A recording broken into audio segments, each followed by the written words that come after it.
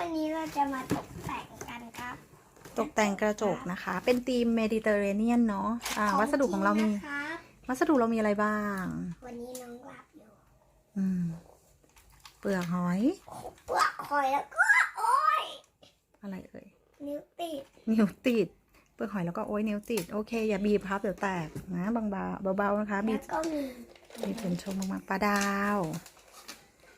ปลาดาว แล้วก็มี ปลาดาว ปืน แห้ บาง ซูก้า ปืนกาว อันนี้เป็นเปลือกหอยอะไรคะที่เรากินไป หอยเชลล์ อาบาโลน อะบุลโลน อันนี้เป็น เหมือนช็อกโกแลตเลย ว้าว อร่อยไหมโอเคค่ะ ปลาดาวของจริงเหรอครับ ใช่ค่ะ เดี๋ยวเรามาทำกันเนาะแกะแม่ๆนะคะ ครับ เป็นหนังกระติกระหว่างที่รอน้องวิลเลียมเราแกะหนังยางนะคะแล้วก็มาดูอุปกรณ์ของเราบ้างวันนี้เราก็จะมีปืนกาวมีปลาดาวมีหอยเชลล์แล้วก็มีอะไรนะอะบาโลนเปลือกหอยแล้วก็มีพวกเชือกเนาะโอเคแล้วก็กระจกที่เราต้องการจะตกแต่งมัน ได้แล้ว เย่โอเคได้แล้วเนาะวางไว้เลยตึ้ง เอาสีไหนดี ลม สีไหนดีสีไหนดี สีขาวที่หนูอยากฟัง มันก็จะมีหลายไซส์ทีนี้เอาไปฟังดูนี่มีเสียงปะได้ยินอะไรไหม อีกอัน อันนั้นอันเล็ก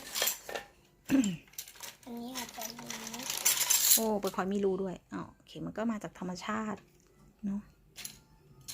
นี่โนดราม่านะคะ คือจะเอามาทำเองในบ้าน อันนี้ไม่รู้เป็นเปลือกหอยอะไรแต่ก็สวยดี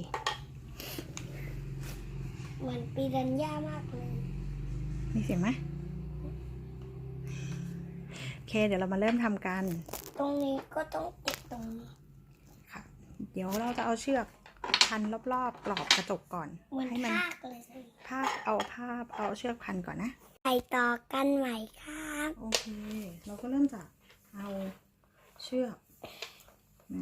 ติดก่อนนะคะดูซิปืนกาวเราพร้อมหรือยังไม่พร้อม มาปืนยิงปืนบาซูก้า โอเคฮึบ บังบ้านระเบิดหมด ฮะว่าอะไรนะ บ้านระเบิดหมด โอเค ก็ใส่มากครับ แม่น้ำนี้ ก็ถึงตอนสุดท้ายของเราแล้วก็คือ decorate นะคะก็เนื่องจากกระจกบานนี้มันหนักมากหนา5 มิลเนาะก็เมื่อกี้ทำเลอะตรงนี้ด้วยเดี๋ยวต้องมาคลีนอัพเดี๋ยวดูอีกทีว่าเสร็จแล้วจะเป็นยังไงนะคะโอเคแล้วก็เสร็จแล้วนะคะกับกระจกที่เราตกแต่งของเราขึ้นมาธีมเมดิเตอร์เรเนียนเพื่อนๆคิดว่าไงมั่งสวยไหมเอ่ยยังไงถ้าหากว่าชอบหรือว่าอยากได้กระจกแบบนี้สั่งทำได้นะคะไซส์ราคาก็คิดตามความเป็นจริงนะคะโอเคไปก่อนนะคะขอบคุณนะคะสวัสดีค่ะ